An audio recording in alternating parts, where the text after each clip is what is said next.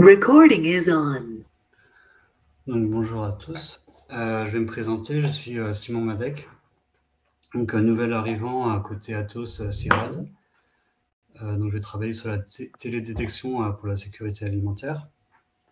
Donc, ce séminaire est une bonne occasion pour vous de me connaître un peu plus. Donc, merci Maxime pour l'invitation, l'organisation. Donc, dans ce séminaire, je vais principalement vous parler de mes travaux que j'ai réalisés pendant ma thèse et mon postdoctorat. Donc, j'ai réalisé ma thèse dans l'unité CAPT d'Avignon. Donc, l'unité CAPT regroupe l'INRAE, Arvalis et iPhone, une start-up.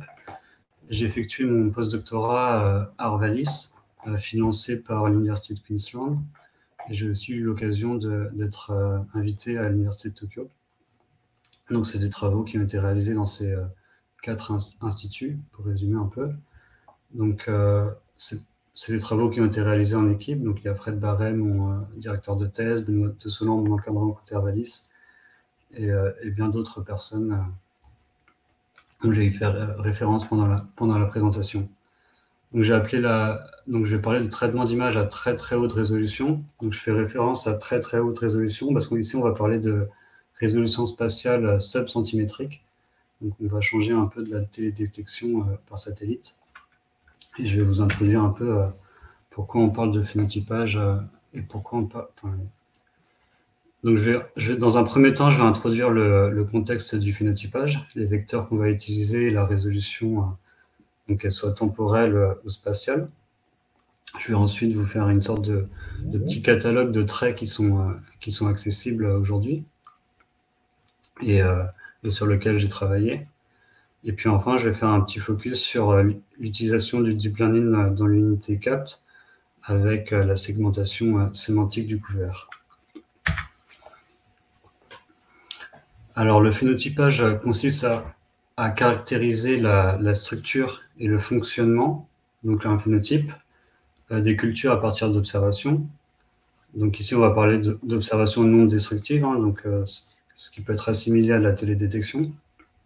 Le phénotype, c'est l'ensemble des traits observables d'un organisme. Donc on retrouve un peu, c'est les traits dont je vais vous parler par la suite. Donc l'amélioration génétique a été reconnue comme un des leviers qui pourrait permettre de relever le défi de la sécurité alimentaire. Donc moi, je préfère parler de l'utilisation appropriée de la variabilité génétique à des contextes pédoclimatiques, des scénarios climatiques.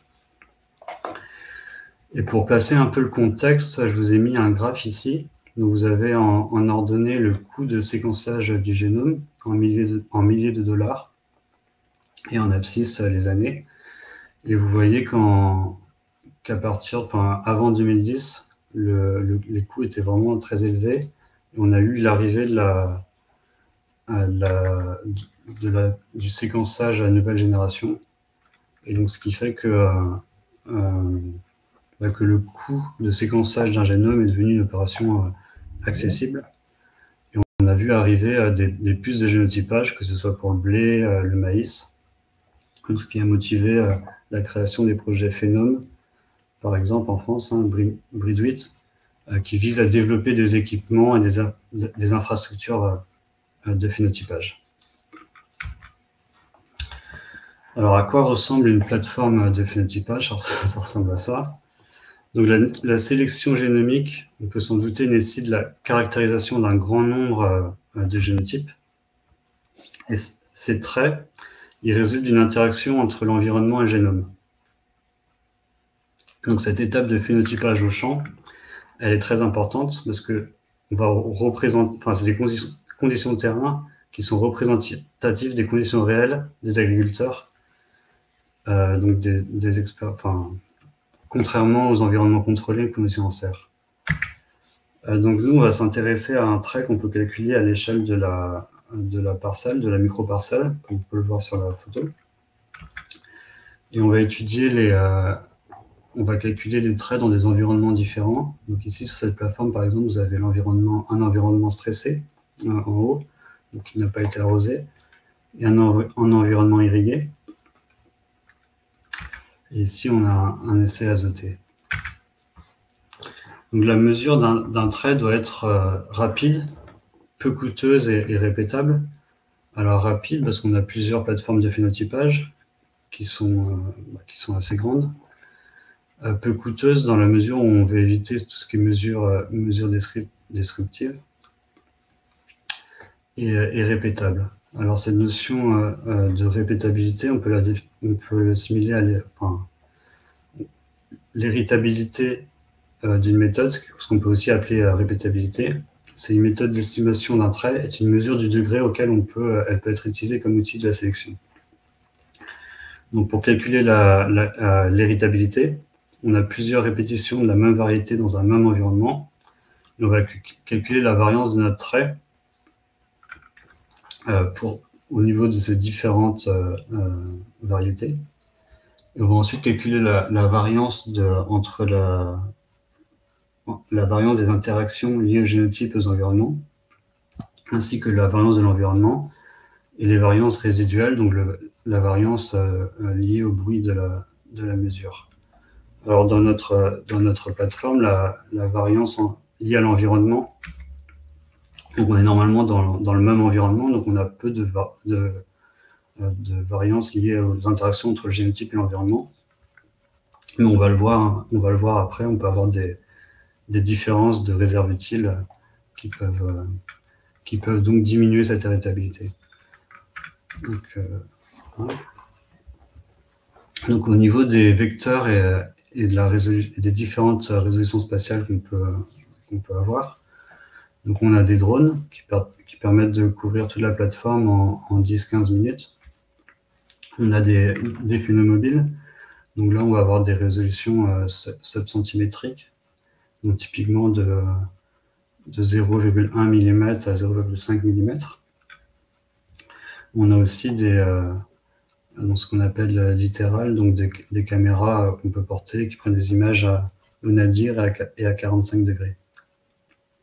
Donc on a un échantillonnage spatial qui est très différent selon ces différents vecteurs. Alors, quelques exemples de traits. Donc, la première étude que je vous présente, ça a été une étude réalisée en 2017 et 2018. Donc, on s'est intéressé à l'enroulement des feuilles de maïs. Et ce que vous pouvez voir en bas, c'est des images qui ont été acquises à différentes heures de la journée. Donc, vous avez la première image, je sais pas si on met la souris, vous avez la première image à gauche.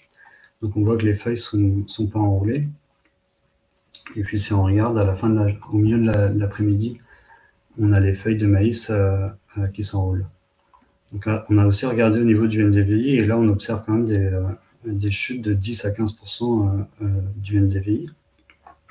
Et on peut, à partir d'une segmentation de ces images hémisphériques, donc, on intègre la fraction de verre le long de l'hémisphère et on peut relier ça à un score d'enroulement qui est aussi mesuré, estimé par les sélectionneurs. Alors on a une corrélation correcte de 0,84. Et ce qui est intéressant aussi, c'est que la mesure de ce trait était très répétable au sein des différentes plateformes. Alors quand on compare le score visuel, il va être vraiment très subjectif et dépendre des expérimentateurs. Donc le problème de ce trait, c'est que au niveau logistique, c'est très compliqué de mettre ça en place au niveau d'une plateforme de phénotypage pour toutes les parcelles qu'on doit observer.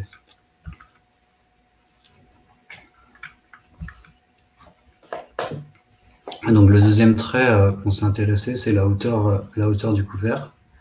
Donc là, on a comparé deux différentes méthodes. Donc une méthode par drone et par structure from motion, donc des images d'une résolution spatiale de l'ordre du centimètre et beaucoup de recouvrement entre les images. On peut avoir accès à un dense cloud et calculer la hauteur à partir de ce nuage de points. Donc une étape importante, c'est d'avoir accès à un modèle numérique de terrain.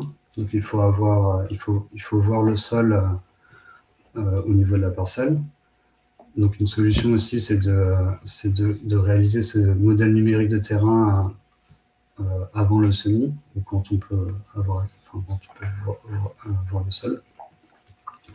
Donc on a comparé nos mesures à la hauteur qu'on pouvait calculer avec le lidar et la phénomobile. Et vous pouvez le voir sur cette figure, on a une bonne corrélation avec un RMSE de 7-8 cm. Et ce qui est intéressant d'observer, c'est ce biais, cette sous-estimation de la hauteur par drone comparée à la hauteur par lidar. Alors, on s'est intéressé à l'héritabilité de notre trait, que je vous ai défini avant, dans différents environnements. Donc, en WS, on a l'environnement stressé. Et en WW, donc avec les losanges remplis, on a l'environnement irrigué. On a comparé l'héritabilité obtenue par lidar et la phénomobile, donc de très bonnes mesures, et l'héritabilité calculée avec les estimations par drone. Donc ce qu'on peut voir, c'est que dans l'environnement irrigué, on a une très bonne héritabilité, mais qui va baisser en fin de stade, et donc ça c'est lié à l'averse. Donc on a des mesures, on a des répétitions où il y avait eu de l'averse, et du coup les mesures entre les mêmes variétés étaient différentes. Et on a aussi, ce qu'on peut voir avec les traits, avec les losanges non remplis, on a un effet environnement qui va être important, et des réserves utiles qui vont être différentes au sein de la même plateforme, l'héritabilité qui baisse. Et on peut voir qu'un petit bruit dans la mesure pour les estimations par drone peut conduire à une très mauvaise héritabilité. C'est ce qu'on peut voir ici. Et en fait, ce qui s'est passé, c'est que la phénomobile circulait dans le champ pendant qu'on prenait les images drone.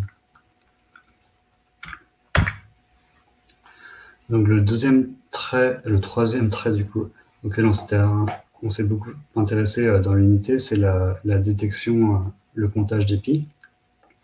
Donc pour cela, on a utilisé principalement des modèles de détection en 2 étapes, two-stage detections. Donc ça, c'est 2 papiers qu'on a publiés dans Agriculture and Forest Methodology et dans Plant Method. Donc là, dans ces 2 papiers, on s'est aussi intéressé à effectuer une comparaison entre les méthodes de comptage par détection et de comptage par régression. On a montré que les méthodes de comptage par détection, notamment en 2 étapes, étaient plus robustes. C'est pour ça qu'on a préféré utiliser ce type de méthode dans les autres études. Et si on regarde l'héritabilité comparée aux mesures in situ, donc sur 4 différentes plateformes, on a une héritabilité de la mesure de comptage par deep learning qui est toujours supérieure aux mesures in situ, qui sont finalement très, très subjectifs. Et l'avantage d'utiliser ces méthodes de détection à partir d'images, c'est aussi d'avoir un échantillonnage plus important, ce qui peut augmenter la répétabilité de la mesure. Donc, comme vous le savez sans doute, les méthodes d'apprentissage profond sont très dépendantes de la donnée. Et donc, pendant mon postdoctorat à l'Université de Tokyo, on a lancé une dataset de détection d'épis, donc un jeu de données d'épis annotés. Et plusieurs universités nous ont rejoints, donc ce qui a permis de créer la Global 8 Head Detection Dataset. Donc là, on a 7 pays, 4700 images annotées et 200 000 épis, donc 200 000 instances. Donc on a aussi lancé une compétition sur Kaggle. Et un peu plus de 2000 épis ont tenté de gagner, de finir dans les 3 premiers pour remporter un prix. Et cette compétition a été financé par Digitag, IFN, Kubota, Plant Phenomics et le Global Institute for Food Security. En 2021, on a lancé une deuxième compétition, mais là on a rejeté 80 000 épis en plus, 10 700 images. Donc ça, c'est des travaux d'Étienne David, qui soutient bientôt sa thèse. Donc, je ne vais pas en parler plus. Mais en fait, ce qu'on s'était rendu compte avec la première compétition, c'est qu'il y avait beaucoup d'images qui étaient mal... Enfin, la dataset n'était pas vraiment... il y avait beaucoup d'erreurs dans la dataset. Donc, on a nettoyé la dataset pour 2021. Et on a rajouté des images de d'autres domaines, d'autres pays. Et la dataset est aussi dans WILDS. Donc, WILDS, ça permet d'effectuer des benchmarks de domaines d'adaptation. Donc, c'est une plateforme où il va y avoir plusieurs datasets avec des domaines vraiment différents. Donc, ce qui peut permettre de benchmarker un peu des méthodes de domaine adaptation. Alors, on a aussi utilisé ce genre de méthode, ce type de méthode pour la détection de grosses plantes. Donc ici, c'est des images drones de maïs à émergence. Là, c'est 2 papiers et 2 études de Kavia et Etienne. Donc maintenant, le challenge, c'est de le faire dans des couverts un peu plus complexes, pour étudier la compétition entre plantes et aussi détecter la présence de mauvaises herbes. Ça manque un peu de diversité ici. Et la troisième, un autre trait qui est accessible aujourd'hui avec les images à haute résolution spatiale, c'est la segmentation du couvert. Je vais vous en parler plus en détail maintenant.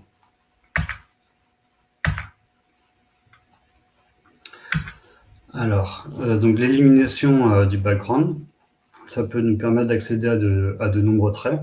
Donc, par exemple, Plant Area Index, la fraction de végétation, évidemment, le stay green, donc essayer de quantifier le pourcentage de vert dans la plante, le pourcentage de la plante qui reste vert. Et les approches par convolution, donc d'apprentissage profond, deep learning, sont maintenant état de l'art pour la segmentation sémantique. Donc, quand on a les ingrédients, les outils pour réaliser, pour développer ces méthodes. Et c'est quelque chose qui n'a pas été beaucoup étudié dans la littérature, parce qu'on a besoin de beaucoup d'images d'entraînement. Parce que vous pouvez voir, les images sont très complexes, donc la notation est vraiment très compliquée. Et on voit souvent des approches par pixel, ou alors des études par caméra multispectrale, mais qui s'intéressent vraiment au vert de la plante et pas à la segmentation entière. Donc, qui permet, des méthodes qui permettent de segmenter toute la végétation, y compris la végétation non verte. Donc, pour notre étude, on a constitué un jeu d'entraînement. Donc, on a récupéré des datasets publics. Donc, il y a la dataset de CVPP. C'est des rosettes, des images de rosettes en pot annotées. La dataset Bonnie Rob, donc de l'université de Bonn. Donc là, on a récupéré. Donc là, c'est une énorme dataset, mais avec très peu de diversité. Donc c'est de la betterave en début de stade, et c'est acquis avec un robot, la Bonnie Rob, donc avec un flash, donc peu de variations liées aux différentes conditions d'illumination. On a aussi la dataset Phenofix, donc du maïs, une dataset qui nous vient du GVS et de l'université de Tokyo. Donc j'ai résumé un peu les différentes caractéristiques des datasets qu'on a constitués pour l'entraînement ici. On a créé des patchs de taille 512-512. Et dans ces patchs, tous les pixels qui appartiennent à la végétation ont été labellisés 1, et les pixels qui appartiennent au background 0. On a utilisé un modèle UNet, donc assez classique pour la segmentation sémantique, et avec une sortie en 2 classes pour végétation au background. Donc c'est un modèle qui est constitué de couches de convolution et de déconvolution.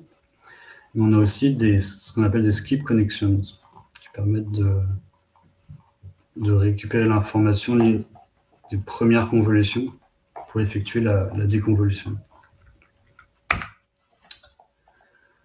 Donc pour sélectionner l'architecture du modèle, ce qu'on a réalisé, c'est une validation leave one out. Donc on a entraîné le modèle avec toutes les datasets sauf une dataset qui est utilisée en validation. On a ensuite moyenné tous les résultats pour toutes les datasets et on a répété l'opération 5 fois. Donc on a comparé différentes architectures. Donc vous avez aussi MobileNet, donc un modèle très peu profond avec pas beaucoup de paramètres. EfficientNet, donc un modèle assez récent avec une architecture assez moderne. ResNet 50, assez classique. ResNet 18, donc même architecture, mais beaucoup moins de couches, 18 couches. Et Incheon ResNet V2, donc là un modèle assez profond avec beaucoup de paramètres. Ce qu'on peut voir ici, c'est qu'on a une variabilité importante. Donc je crois que j'avais pas fixé le random seed, mais c'est finalement la différence entre les différentes architectures est assez marginale pour notre étude. Parce qu'aussi on a une dataset, une petite dataset, on a des centaines d'images seulement. Et des features qui sont finalement pas forcément très compliquées à apprendre. Donc on a choisi quand même le modèle EfficientNet parce qu'il permettait d'avoir les meilleurs résultats dans la littérature. Il était finalement pas très profond comparé à d'autres modèles, moins profond que d'autres modèles, moins de paramètres. Alors on a ensuite constitué une dataset de test. Donc on a des images acquises par la Phénomobile, donc acquis avec il y a un flash sur la Phénomobile, donc c'est des conditions d'éclairement contrôlées. On a aussi des images issues du système littéral, donc des images Nadir. Donc là, on a acquis les images essentiellement sur du blé, donc que sur du blé. Et la dataset P2S2, donc je vais revenir après. Donc là, c'est une dataset très diverse avec pas mal d'espèces et types de cultures différents. Donc on a extrait des patchs de 512 par 512 de ces images. Donc pour la littérale, pour le système littéral, on a 67 images. Donc là, vous pouvez voir qu'on a sélectionné les images pour avoir une grande variabilité, avec pas mal d'images en fin de stade aussi, où la segmentation est vraiment compliquée à réaliser, beaucoup d'épis. Donc ça, c'est l'image qui ont été acquis essentiellement en France, mais on a aussi des images issues de Global 8. Des images de la Phénomobile. Donc là, on a différentes tailles d'objets. On a du maïs, du blé, des patates, du lin aussi, avec une diversité assez importante. Et la dataset P2S2. Donc là aussi, on a des images hémisphériques. Je vais y revenir plus tard, mais une diversité assez conséquente. Donc, puisqu'il s'agit de la dataset de test, on n'a pas besoin d'annoter tous les pixels de l'image. Donc, on a divisé l'image, on a effectué ce qu'on a appelé chez nous une grille. Et donc, on a annoté 64 pixels de chaque image en 6 classes. Donc, végétation, verte, pas verte, ou alors verte, pas sûr. Le background, mais aussi, c'était aussi possible de classifier pixels en je ne sais pas, ou en autre, ça peut être une perche ou un expérimentateur. Donc nous, on s'est intéressé pour le test, on s'est vraiment intéressé juste à ces 2 classes, parce qu'on effectue une segmentation en 2 classes, végétation, background. Alors, voilà les premiers résultats du modèle. Donc là, on a des résultats encourageants avec un F1 score de 0,85. On a des moins bons résultats pour le système littéral, notamment parce qu'on a beaucoup d'images en fin de stade, donc de la végétation qui n'est pas verte, et ça, c'était pas vraiment représenté dans la dataset dans le dataset d'entraînement. Et on a quand même des mauvais résultats pour la phénomobile, enfin, c'était relatif, mais c'est pas moins encourageant pour la phénomobile, notamment parce qu'il y avait des images il y avait des tailles d'objets qui étaient vraiment différentes comparées à la dataset d'entraînement. Donc c'est ce qu'on peut voir ici, avec des grosses feuilles de maïs. Donc le modèle n'a pas vraiment l'habitude de le voir, mais aussi des images où on a l'impression que la balance des blancs est pas très bien, enfin des conditions d'élimination un peu différentes, avec peut-être un problème de balance des blancs, une végétation qui est moins verte. Donc ça nous a motivé pour constituer la dataset P2S2. Donc c'est une dataset qui a été créée à l'origine pour les produits de validation Sentinel-2. Donc l'acquisition des images a été conçue pour avoir la plus grande diversité possible, en Europe du moins.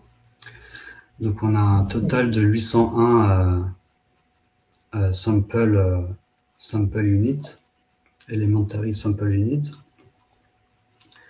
Donc un ESU, c'est un spécifique l'UE, donc il y en a eu 4 pour constituer cette dataset, donc en Camargue, en Belgique, dans le nord de la France et dans l'ouest, il me semble. 5 stades phénologiques, donc on a suivi la végétation tout au long de sa croissance. On a essayé de représenter les différents stades phénologiques des différentes cultures. Donc on avait différentes places dans les différents lieux, 10 cultures différentes, et bien évidemment des conditions lumineuses différentes. Donc, il y a eu 9 différents capteurs caméra utilisées, avec pour chaque session d'acquisition 2 configurations d'acquisition, donc des images hémisphériques, des HP et des images nadir. On a extrait 1170 patchs de ces images. Donc ce que vous pouvez voir ici, et ce qui nous a permis d'avoir une grande diversité. Alors, bien évidemment, on n'a pas extrait on ne s'est pas intéressé aux ESU qui étaient présents dans la dataset de test P2S2. Alors, moi, je pense que c'est aussi important de parler d'annotation. Donc en 2019-2020, on avait des outils maison un peu. Donc ici, vous pouvez voir à gauche, donc avec une approche par superpixel. Donc on pouvait changer le gamma de l'image, la taille des superpixels, donc c'était avec la méthode SICK. Et on sélectionnait ainsi ce qui était végétation et ce qui était background. Donc ça dépendait vraiment des images. Donc typiquement pour les images de maïs ou de betterave qui sont assez simples, ça prenait 5-10 minutes. Mais pour des couverts très complexes, comme le blé, ça pouvait aller jusqu'à 2 heures par image, de 512 par 512. Et donc, on a un débit de 100 images par mois si quelqu'un fait ça à temps plein, ce qui est impossible à imaginer. En 2021, on a découvert l'outsourcing.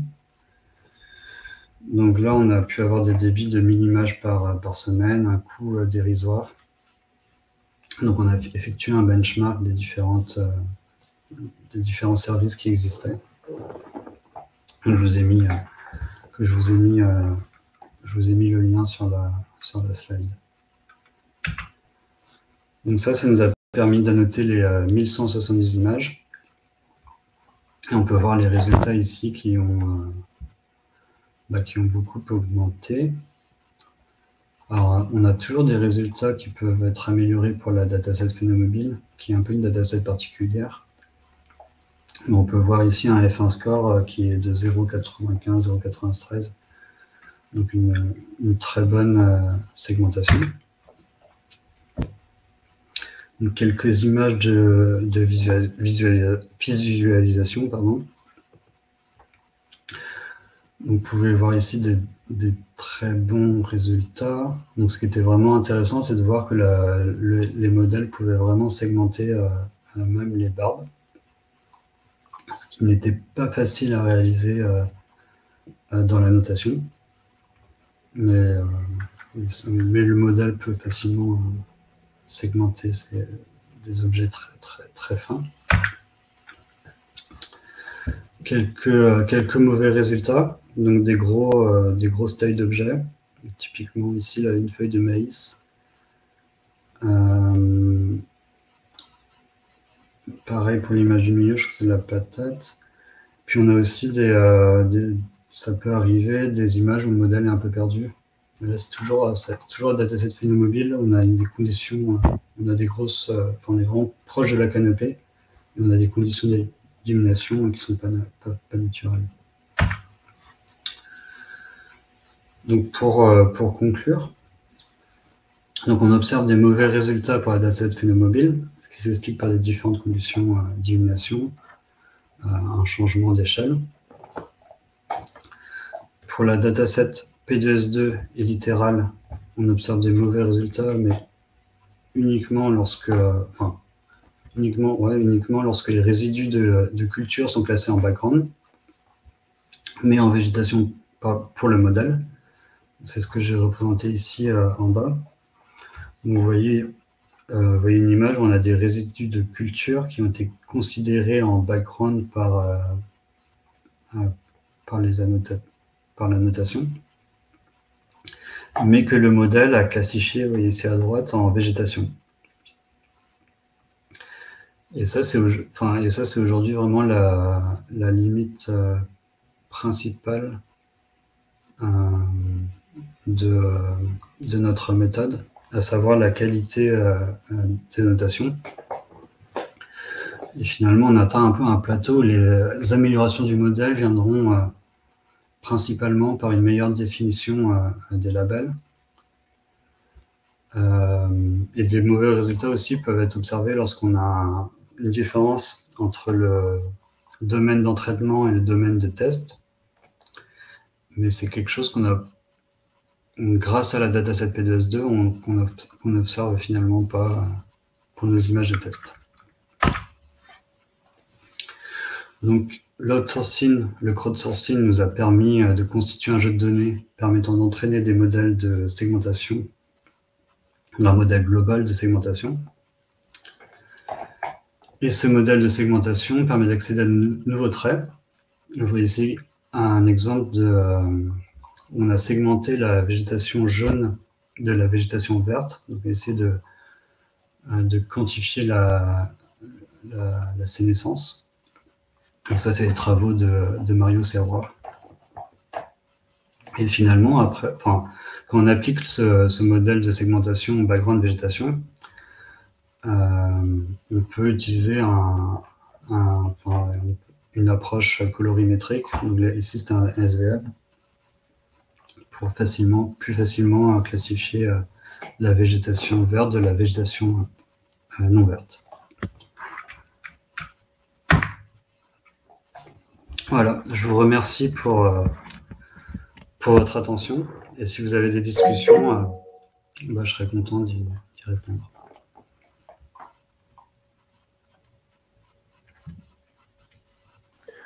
Ok, merci beaucoup. Simon, vous pouvez y aller pour les questions.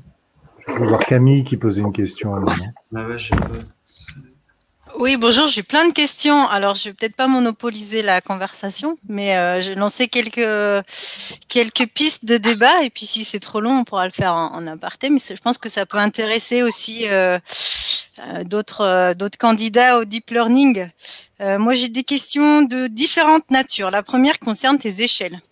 Parce que j'ai été surprise que tu nous parles d'un jeu de données pour valider de la télédétection sur du Sentinel-2 à partir d'images en fait qui sont de la proxy et qui sont vraiment à l'échelle de la plante. Comment tu vois cette validation avec des échelles qui sont pas du tout compatibles en fait? Parce que c'est pas du tout les mêmes objets qu'on peut percevoir de fait de la résolution, par exemple. Est-ce que tu peux nous dire un petit peu plus sur cette diapo là? Moi j'ai du mal à imaginer comment les petites vignettes que tu nous présentes peuvent contribuer à valider des produits issus de Sentinel-2. Est-ce que tu peux un petit peu nous... Ces produits de validation pour Sentinel-2, c'est les produits qu'on doit réaliser à partir de d'images 24 mégapixels. Et donc on a estimé un LAI au niveau d'une plus grande surface. Et moi, ce que j'ai fait, c'est que j'ai pris juste des petits patchs, des petites zones de ces grandes images de 512-512 pour constituer une dataset. Donc en fait, ce que tu cherches à valider, ce sont des produits de type estimation du LAI ou d'autres paramètres biophysiques. C'est pas de la classif ou de la segmentation. C'est au-delà. C'est des produits biophysiques que tu valides. Là, je valide un modèle de segmentation, et ce modèle de segmentation, après, nous permettra d'accéder à des variables biophysiques. Mais ici, là, ce que je vous ai présenté, c'est uniquement un modèle de segmentation végétation background. Je sais pas si ça répond un peu. Non, pas trop, mais bon. Non, enfin bon, faudra réexpliciter un peu cette démarche parce que c'est un peu compliqué de comprendre en fait comment tu peux valider une segmentation qui est à 10 mètres à partir d'images qui elles sont à l'échelle de la plantouille, quoi. Enfin, c'est vraiment ça n'a rien à voir, quoi. C'est assez compliqué. Mais bon, mais du coup, ça revient aussi à d'autres problèmes. Tu parles beaucoup de conditions d'illumination et de changement d'échelle. Donc, on tourne toujours autour de, voilà, c'est ça.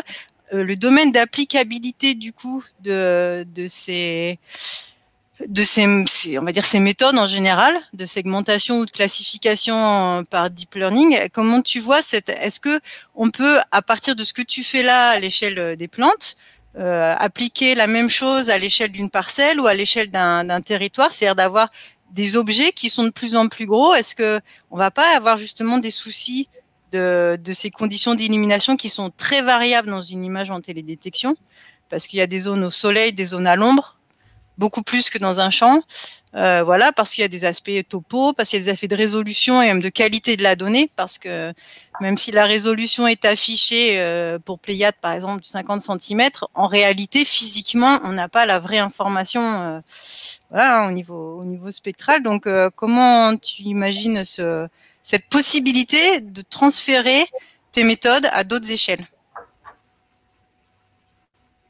Ce qui nous vient en tête en premier, c'est de constituer un jeu d'entraînement qui va être représentatif de tout ce qu'on peut observer, de toute la diversité qu'on peut observer donc, au niveau des images de télédétection. Mais c'est vrai qu'après, aujourd'hui, je pense que si on n'a pas ce jeu d'entraînement qui doit être assez conséquent, c'est quelque chose qui est compliqué à mettre en place. Ouais, ça repose en fait, le changement d'échelle, il va reposer sur le changement de base d'apprentissage. Tu penses que juste avec le modèle de réseau... Bon, après, il y a des méthodes donc là, j'en ai pas parlé, mais il y a tout ce qui est data augmentation. Donc, on peut simuler aussi des résolutions différentes en changeant la taille des objets. En changeant, ça peut être une simple transformation bicubique ou on peut aussi utiliser un modèle deep pour ça, mais on peut simuler des images qui appartiennent à un autre domaine, donc changer artificiellement la résolution spatiale de l'image. C'est des choses qui marchent aussi. Et du coup, tu nous as parlé du outsourcing, crowdsourcing. Ça consiste en quoi exactement pour générer les bases de... Après, il y a Dino, ouais, je laisserai un peu la place. Oui. Mais ça consiste en quoi exactement? Donc, aujourd'hui, il y a beaucoup de compagnies qui offrent ce service d'outsourcing. Mais c'est quoi le outsourcing en fait? Ça veut dire quoi concrètement? Le outsourcing, c'est demander à une communauté d'annoter les images pour nous, en fait. Donc, sur l'image que tu peux voir à droite, par exemple, il y a plusieurs personnes qui l'ont annoté. Et en fait, bah, c'est le... Ouais, c'est... Enfin, Donc en fait, ce sont des personnes qui font de la photo-interprétation ou d'autres moyens et qui vont te générer ta base de données, c'est-à-dire une image totalement segmentée par une autre méthode que la tienne et qui va servir de référence pour l'apprentissage. C'est ça. Ok.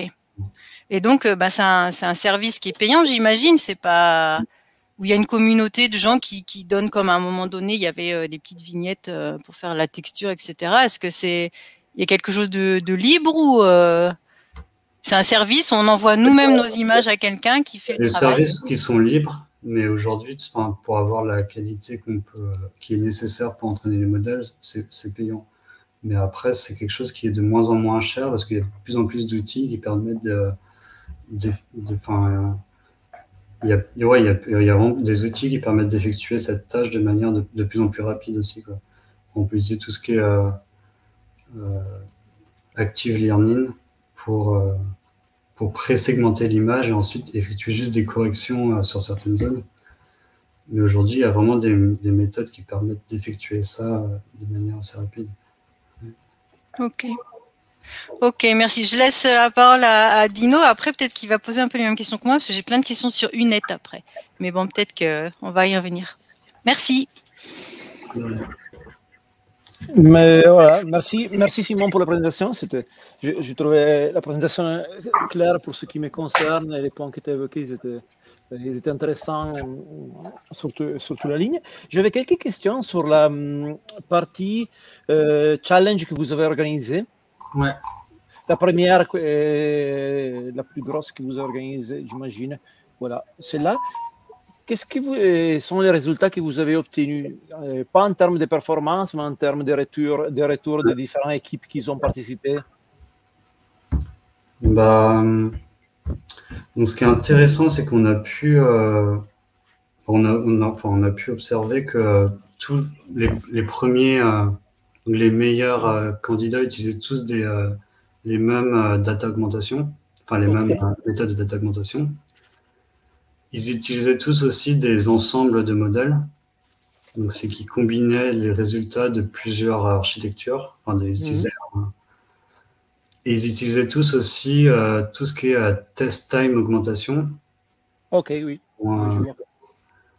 Et il y a pas mal aussi de pseudo-labelling. Mais finalement, c'était pas mal de tricks d'ingénieurs un peu pour faciliter l'entraînement.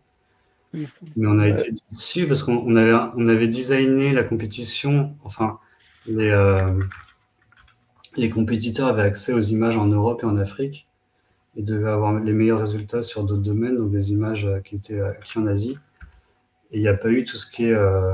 il n'y a pas eu trop de méthodes de type domaine, adaptation de domaine ou des choses un peu nouvelles. Ouais. Ok, bah, je vois ce que tu évoques là, c'est des pipelines, je dis pas classiques, mais standards pour tout ce que c'est compétition sur Kaggle et tout ça, du coup, domain augmentation à fond et tout ce que c'est ensemble pour booster les performances de façon un peu brutale. Ouais, ok, mais bon, c'est intéressant de voir que peut-être qu'il y a certaines data augmentations qui sont plus pertinentes pour votre challenge. Et typiquement, il y avait des data augmentations qui permettaient pas d'améliorer les résultats. Ça, c'est important. C'était intéressant. Ça, c'est important, ouais. C'est intéressant, ouais, parce que la data augmentation n'est pas une solution miracle non plus. Ouais, nous, c'est un peu des findings qu'on a trouvé aussi pour les images satellitaires et tout ça. On avait vu que certaines data augmentations, ça diminuait les résultats finaux. Du coup, oui, je peux comprendre. Et après, j'avais une autre question sur la partie dans laquelle vous avez utilisé plusieurs jeux de données, dans lesquels tu comparais plusieurs architectures, MobileNet, EfficientNet, ResNet et tout ça. Voilà, là. Ce que j'étais curieux de savoir, c'était le fait qu'effectivement, là, vous avez utilisé plusieurs jeux de données, du coup, avec des conditions d'acquisition différentes, j'imagine, et des différences et tout ça. Et du coup, le problème de la domain generalization et tout ça, là, est-ce que vous avez été affecté pour des problèmes de changement de domaine, changement de distribution, est-ce que vous avez vu que simplement en utilisant 4 domaines différents, le 5e, vous arrivez à obtenir des bons résultats sur le 5e? Bah là, ça, en fait, les datasets qu'on a eu pour cette étude, c'était vraiment d'une segmentation qui était assez facile. Okay. Parce que la gestion est verte, donc ça marche plutôt pas mal. Donc on ne s'est pas, non, on s'est pas vraiment intéressé à tout ce qui est datation de domaine pour ces datasets-là, parce que parce qu'on considérait que ouais, il fallait avoir plus de données aussi, parce qu'on n'est pas forcément, enfin, on considère qu'on n'avait pas forcément assez de données pour faire des choses assez sérieuses à ce niveau-là, sur ces datasets. Ok, je vois un peu. Alors, je sais pas, Maxime, tu me diras si j'ai le temps encore pour un ou deux questions rapides ou s'il y a d'autres personnes qui ont envie d'intervenir. Je peux y aller, Maxime? Oh. Ok, bon, j'y vais. Alors, j'ai une autre question, c'était est-ce que vous avez utilisé des modèles préentraînés pour oui, pour améliorer? Je n'ai pas parlé, mais enfin, tous les modèles qu'on a utilisés ont été initialisés sur ImageNet. Ok. Du coup, ça veut dire que vous travaillez principalement avec du RGB ou vous avez utilisé, vous n'avez pas utilisé d'autres bandes spectrales peut-être à disposition, des choses comme ça? Non, on n'a utilisé que du RGB. Okay. La difficulté aussi, c'est qu'on a des images multispectrales, mais elles ne sont pas notées et on a des co-registrations qui sont compliquées à effectuer avec du RGB. Donc on n'a pas forcément accès à d'autres bandes que le RGB. Ok. Oui, bah, clair. Et dernière question, je vais rapidement. Effectivement, sur le discours de outsourcing, crowdsourcing et tout ça, c'est des choses qui aujourd'hui sont de plus en plus utilisées. Bon, voir PlantNet, c'est un des exemples plus proches qu'on a ici et que j'imagine que tu connais aussi pas mal. Les annotations des plantes et tout ça, c'est pas de la semantic segmentation, c'est de la classification, mais c'est dans le même esprit. Est-ce que vous avez remarqué des soucis en termes d'annotation? Ça veut dire que quand on fait des campagnes de crowdsourcing, on prend de l'information de ce type-là, on peut avoir du bruit dans l'étiquetage. Est-ce que vous avez fait des études sur ça? Est-ce que vous avez vu si le bruit était important, il affectait les performances ou pas? Oui, bah, disons que toutes les annotations ont été revues. Et moi, typiquement, j'ai classé... Enfin, j'ai ajouté un label annotation pas très précise. Et j'avais entraîné un modèle avec ces annotations bruitées et sans ces annotations bruitées. Donc, il y avait environ 5% des images qui étaient bruitées. Et on améliorait de 1% l'accuracy. Bon, est-ce que tu utilisais un système de pondération pour les annotations bruitées? Non, j'avais vraiment juste un label 0 ou 1. Ah, ok. Ok, bon, du coup, ajouter du bruit, ça va pas impacter, en moindre quantité, logiquement, en faible quantité. Ça va pas. Après, ok, merci beaucoup, c'est tout de mon côté. Je veux pas, comme Camille, je veux pas monopoliser le temps, du coup, je laisse la parole aux autres. Maxime, je ne sais pas si tu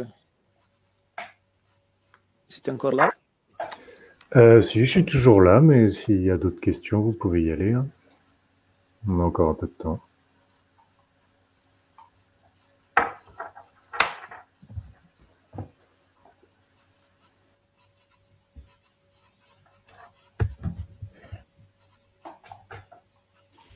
Bon, moi, j'y retourne alors. J'ai encore une question avec QNet. Pareil, j'étais, comme Dino, je suis un peu ennuyée qu'il n'y ait que du RGB. Est-ce que c'est une limite uniquement de ton jeu? Comme tu le dis, il y a des choses qui n'ont pas été annotées en multispectral, etc. Mais est-ce que ton réseau l'accepte? Parce que nous, avec Roberto, on a été confrontés à des cas où on avait des réseaux qui acceptaient pas autre chose que 3 bandes. Donc, il fallait gruger, entre guillemets, en décalant 3 bandes vers l'infrarouge si on voulait implémenter ça. Et puis, dans la même gamme d'idées, tu as fait une segmentation sémantique sur 2 classes uniquement. Est-ce que ça aussi, c'est une limite du réseau? ou est-ce que c'est juste une volonté parce que tu n'avais pas besoin d'autre chose? Est-ce qu'on peut aller à 3, 4, plus de classes Voilà, on peut effectivement changer assez facilement la sortie. Et on a fait de la segmentation en 3 classes, typiquement pour le jaune, vert, background. En fait, ce qu'on observait, c'est qu'on avait un intérêt à effectuer d'abord une segmentation en 2 classes et ensuite une segmentation basée sur la couleur, enfin une approche aisée. Ouais, c'est ça, que la segmentation est plus puissante finalement que la classification. Mais parce que aussi on avait une dataset, on a pu constituer une dataset importante avec cette règle d'annotation assez simple, végétation background. Et ce qu'il faut savoir aussi, c'est que l'annotation jaune-vert, c'est quelque chose qui n'est pas évident à faire, c'est très subjectif. Et donc là, on préfère appliquer à un SVM plutôt que du deep learning qui va être appris sur des données un peu bruitées. Simon, juste désolé d'intervenir comme ça parce que je pense qu'il y a un problème de terminologie. Quand tu parles de segmentation sémantique. Ouais. Ok, parce que je pense que j'imagine que quand Camille parle de segmentation, c'est de la segmentation plutôt pour extraire des objets. Non, je parle bien de segmentation sémantique. Sémantique, ok, bon, voilà. Parce que segmentation sémantique, c'est de la classification. Oui, mais elle est liée à la segmentation en fait. Mais ça travaille aussi sur l'objet. Pas vraiment. Tu reconnais quand même ton motif comme étant un objet, enfin ton objet, parce que tu vois les exemples typiques là, c'est vraiment des personnages dans des scènes ou des animaux. Enfin, t'as vraiment l'objet lui-même qui est pris en compte dans l'apprentissage, quoi. Instant segmentation. Là, voilà, c'est plutôt de la instant segmentation, c'est encore autre chose. Ok. Et là, et du coup, dans ton cas, juste pour la diapo, la 3 en avant, là justement, quand tu marques le label. Du coup, c'est pour ça que tu n'as pas besoin d'avoir un label qui est continu. Tu peux utiliser qu'une grille avec des points ou réguliers ou aléatoirement. Ouais, sur celle-là. Ça, c'est juste pour la dataset de test. Donc, j'ai pas besoin. Enfin, ces images, elles vont pas être utilisées. Oui, c'est pour le test, d'accord. Ok, mais par contre, pour l'apprentissage, tu es obligé d'avoir des labels continus. Tous tes pixels doivent être labellisés. Ouais. Alors après, il y a peut-être des tricks un peu pour. Mais ouais, nous, on n'a pas fait autrement. Ok, non, c'est juste j'avais mal compris que c'était uniquement pour la validation. Ok, la grille. Ok. C'est un peu une limite de la méthode, c'est que il faut annoter toute l'image.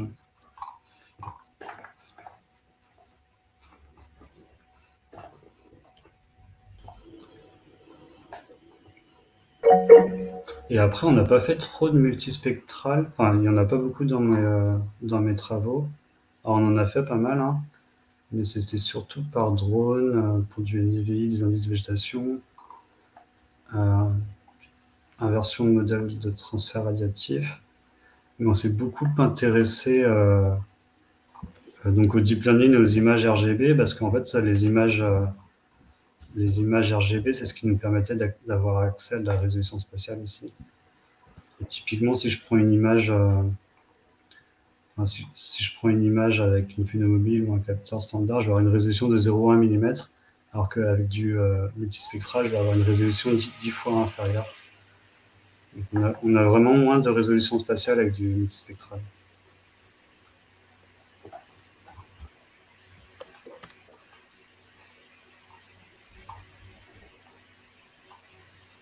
Il y a Jean-Eudes qui avait une question, je crois. Oui. Moi, j'ai juste une question sur le modèle UNet et les différentes backbones. Ouais. En fait, quand tu reviens sur le schéma de UNet, j'ai un peu de mal à voir au fait à quel moment ils incorporent les backbones. Ouais. En fait, le backbone. Qu'est-ce qui fait l'encodeur et qu'est-ce qui fait la déconvolution, quoi. En fait, là, tu as la convolution ici. Ouais. Donc ça, c'est le backbone. Okay. Tu peux avoir ton ResNet ici qui fait ta convolution, et après, tu as ta déconvolution. Et c'est toujours fait par le même backbone? C'est le même backbone. Ok. Et il y a toujours les histoires de concaténation quand ils sont maintenus. Ouais. Okay, très bien.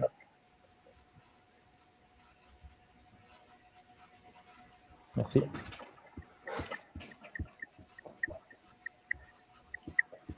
Et après, on pourrait rajouter d'autres bandes. C'est quelque chose qu'on n'a pas trop fait. Que vous faites sans doute mieux que nous aussi.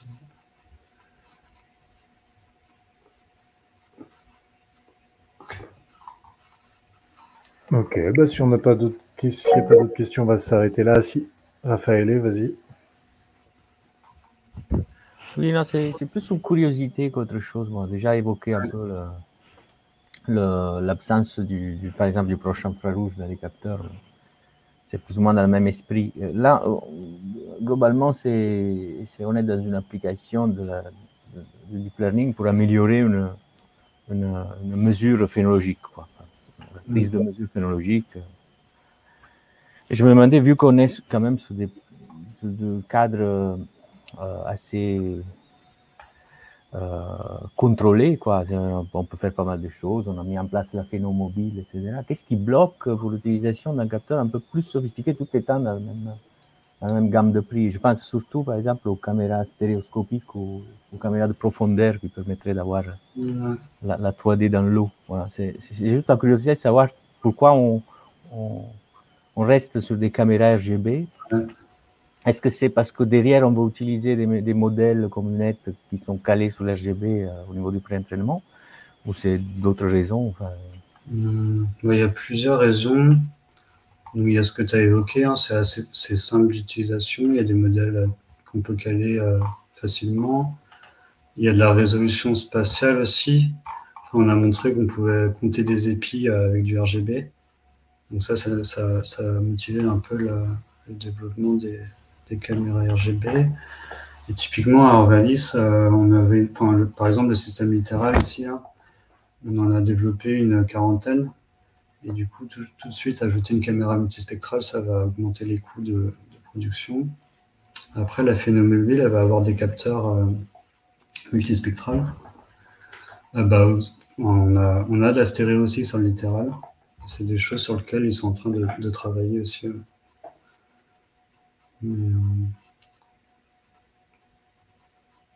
Ok, donc d'un côté, il y a vraiment certains systèmes d'acquisition qu'on veut laisser à un coût très moindre, comme littéral.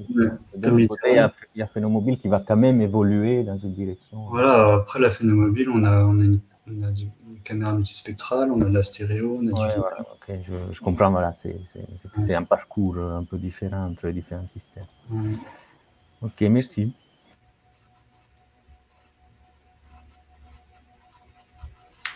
Après, la phénomobile, on peut pas en avoir partout, quoi. C'est vraiment utilisé pour étalonner des méthodes, pour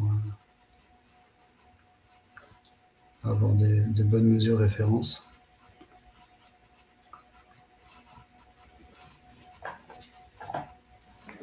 Ok, je propose qu'on s'arrête là.